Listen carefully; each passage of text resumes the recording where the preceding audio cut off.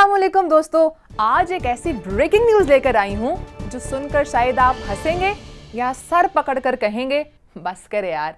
तो खबर कुछ यूं है कि भारत ने तुर्किया का बायकॉट कर दिया है। जी हां, सुनने में आया है कि चूंकि तुर्किया ने पाक भारत हालिया कशीदगी में पाकिस्तान के मौकिफ की हमायत की, तो इंडियन अवाम कुछ नाराज है और बोल रहे हैं कि अब हम तुर्किया घूमने नहीं जाएंगे।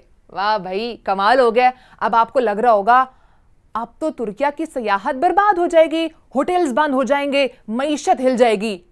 रुको जरा, सब्र करो। 2024 के नंबर्स के मुताबिक सिर्फ 3,300 इंडियन सयाह तुर्किया आए थे, जबकि उसी साल तुर्किया ने 5 करोड़ 20 लाख यानी कि 52 मिलियन सयाहों को खुशामदीद कहा था। तो जनाब अपना कैलकुलेटर उठाएं, इंडियन टूरिस्ट का शेयर बनता है सिर्फ 0.063।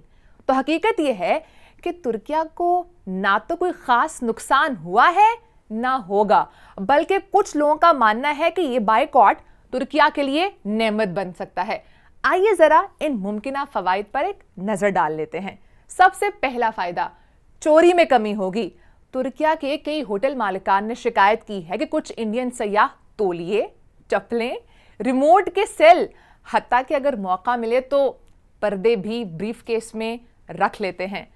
अब यह खुफिया इंपोर्ट एक्सपोर्ट एटलीस्ट कम हो जाएगी। दूसरा फायदा सुनिए, सफाई सुथराई में बेहतरी आएगी।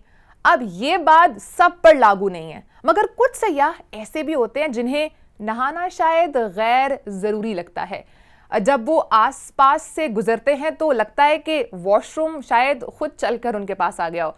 अब फजा कुछ साफ और ताज़ा रहेगी। तीसरा फायदा, खवातीन को हरासा करने के वाकयात में कमी आएगी। अक्सर शिकायत आती थी कि इंडियन मर्द खवातीन को ऐसे घूरते हैं जैसे कोई 90s का विलन, मुकम्मल शक्ति कपूर स्टाइल। लोग मजाक में कहने लगे तुर्किया में ठरकी आ गए हैं।